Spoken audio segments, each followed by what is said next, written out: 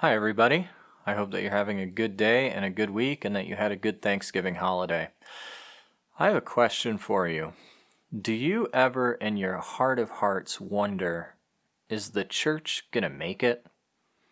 Maybe you've been thinking about that as a result of the current cultural situation with the pandemic and the shutdown and the fallout of people being kept away from church for a long time.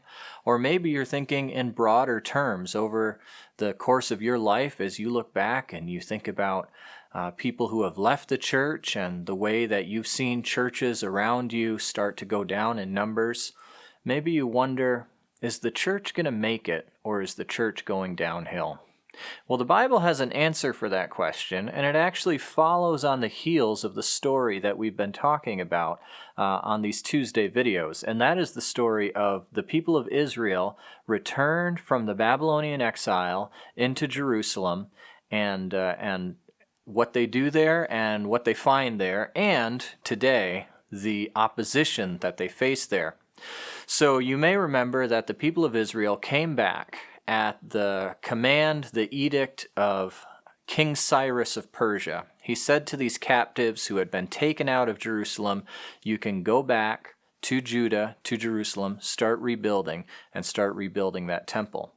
Well, the people who were right around Jerusalem didn't like what they saw these returned Jews doing.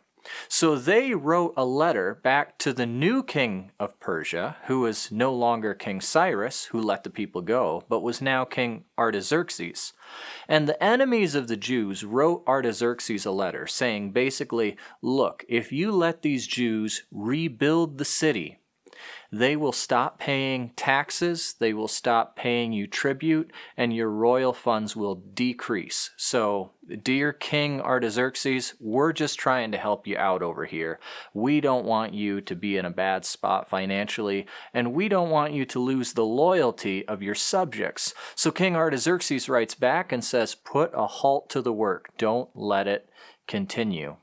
And so we wonder, is this how it's going to end? The people aren't going to follow through on what we thought they were going to do. They're not going to be able to finish the temple that they started.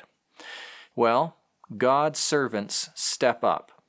4 in particular are named: Haggai, the prophet who we visited last week, Zechariah, another prophet, Zerubbabel, and Joshua step up and get the people moving, get the people rebuilding once again. And then their enemies come back alongside them and say, well, hold up, who said you had permission to do this? And they say, well, there was an edict from King Cyrus of Persia back in the day. So these people around the Jews, their enemies, send another letter off to the king of Persia.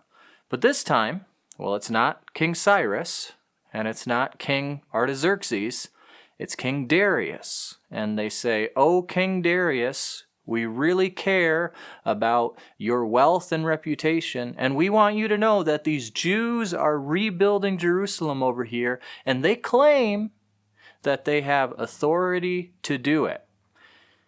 King Darius does some homework. He sends people into the royal archives. They visit the library, and he writes back to those enemies, hey, they do have permission to do it. King Cyrus made a decree in his first year that these Jews could go back to Jerusalem and rebuild the temple. Now, King Darius's response is even more surprising than that when he writes back to the enemies of the Jews. And for this, I'm just going to read right from the Bible, from Ezra chapter 6. And I will read verses 7 through 10 of Ezra chapter 6. This is part of King Darius's reply to the enemies of the Jews. He says, do not interfere with the work on this temple of God. Let the governor of the Jews and the Jewish elders rebuild this house of God on its site. Moreover, here's the surprise, I hereby decree what you are to do for these elders of the Jews in the construction of this house of God. The expenses of these men are to be fully paid out of the royal treasury from the revenues of Trans-Euphrates, That's the place that these enemies are the governors over. So that the work will not stop. Whatever is needed, young bulls, rams, male lambs for burnt offerings to the God of heaven, and wheat, salt, wine, and oil, as requested by the priests in Jerusalem, must be given them daily without fail, so that they may offer sacrifices pleasing to the God of heaven and pray for the well-being of the king and his sons. A little bit of a self-serving motive in the end there.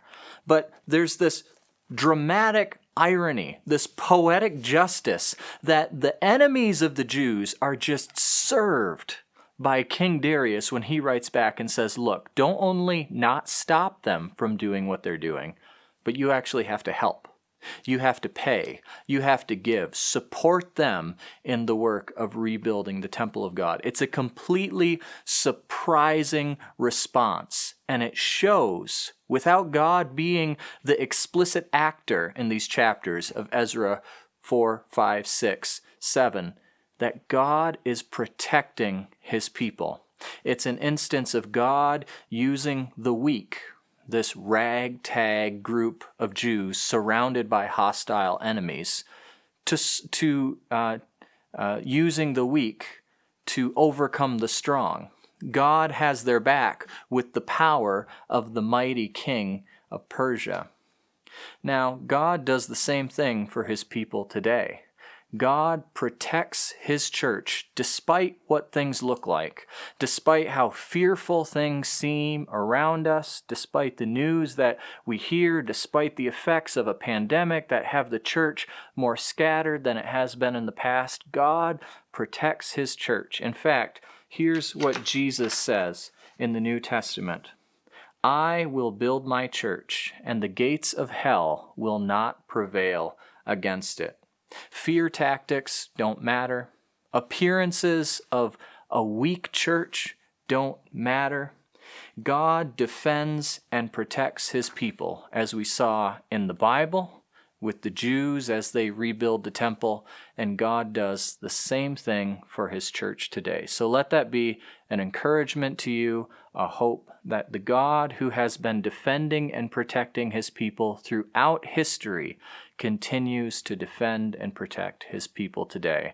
In the name of our Lord Jesus Christ. Have a great week, and we will see you again next time.